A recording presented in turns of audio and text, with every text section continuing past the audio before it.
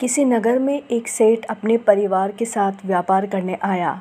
वहाँ रहते हुए उसे 5-10 दिन बीते ही थे कि सेठ के यहाँ चोरी होने लगी। अब तो यही सिलसिला आए दिन होने लगा। जितना कमाता नहीं था उससे तो कई गुना चोर चोरी करके ले जाते।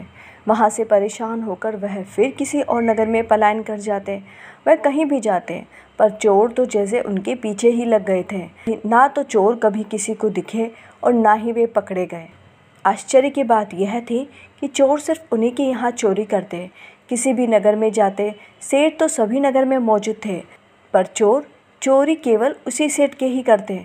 सारे झाड़ फूँक करवा दिए, लेकिन इसका कोई उपाय न मिला। एक दिन सेठ की पत्नी ने सुना कि जिस नगर में इस बार उन्होंने डेरा डाला है, उसी के पास कोई बहुत बड़े तपस्वी पधारे हैं। सेठ की पत्नी वहाँ गई और उन साधु को सारी पीड़ा कह सुनाई।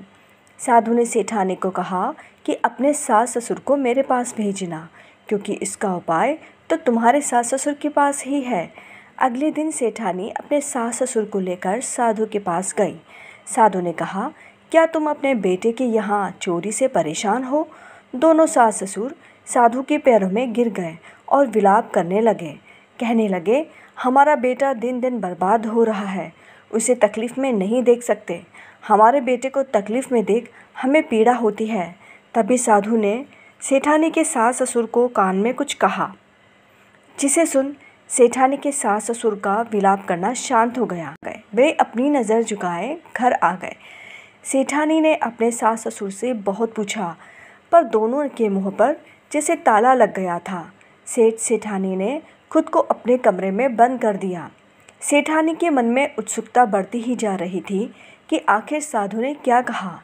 थक हार कर सेठानी फिर से साधु के पास गई और विनती करने लगी, किंतु साधु ने कहा कि मैंने उपाय तुम्हारे सास ससुर को बता दिया है। जिस दिन वह अपना मुंह खोलेंगे उपाय हो जाएगा। ऐसा कहकर साधु भी फिर वहाँ से अन्य नगर में चले गए। चोरी से परेशान होकर एक दिन सेठ ने नदी में छलांग लगा दी। बड़ा मुश्किल से सेठ को बचाया गया। बेटा फिर से विलाप करने लगा कि ऐसा मैंने कौन सा पाप किया है जो चोर मुझे बर्बाद करने में लगे हुए हैं। मैंने कभी किसी का बुरा नहीं किया, कभी किसी का एक ढेला भी नहीं चुराया, फिर मेरे पीछे चोर क्यों लगे हुए हैं? मुझे क्षमा करें पिताजी, आपकी सारी जमा पूंजी को मैं चोरों से नहीं बचा पाया। बेटे को दुखी देख सेठ के माता पिता की जुबान खुली। उन्होंने जो बताया उसे सुन सभी के पैरों तले ज़मीन खिसक गई। सेठ के माता पिता बोले कि जिस धन से तुम व्यापार करने निकले हो वह धन तो हमारा है ही नहीं। एक ज़माने में मैं और तुम्हारी माँ बहुत बड़े चोर थे। आज तक कोई भी हमें चोरी करते पकड़ नहीं पाया। हम बहुत सारे लोगों की मेहनत का पैसा चोरी करके ही इतना धनी बन पाए हैं। आज हमारे बच्चे को इतनी तकलीफ़ हो रही है तो हमें समझ आया कि हमने भी न जाने कितने लोगों को तकलीफ़ दी थी, उन्हें खून के आंसू रुलाए। हमें हमारे पिछले कर्मों को बताने का साहस नहीं था। साधु ने हमें हमारे कर्मों को बताने की बात ही कही थी और कहा कि जो धन तुम्हारा है ही नहीं, उस धन को जाने का विलाप क्यों कर रहे हो? जो तुमने लोगों को दिया था वही पूंजी तुमने कमाई है। विलाप, कोई भी मनुष्य दूसरों को तकलीफ़ देकर स्वयं प्रसन्न कैसे हो सकता है? जो बोया है वही तो काट रहे हो। सेठ के माता पिता नज़रें झुकाए अपने कर्मों का प्रायश्चित कर रहे थे। सेठ अब सेठ नहीं बल्कि एक साधारण मनुष्य था, जो अब मेहनत मजदूरी कर अपने परिवार का पेट भर रहा था। कर्म तो भोगने ही पड़ते हैं। कुछ भी गलत करके छुपा लो, पर कब तक छुपाओगे? इंसाफ का डंडा तो सभी पर पड़ता है, चाहे वह मैं हूँ या आप। किसी न किसी रूप में हमारे कर्म हमारे सामने आकर ही रहते हैं।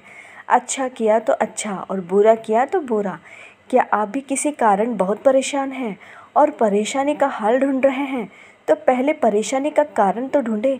चिंतन कीजिए, मनन कीजिए, जवाब आपको मन के भीतर ही मिलेगा। राधे राधे। यदि ये कहानी आपको अच्छी लगी है तो please like, share and subscribe my channel. Thank you.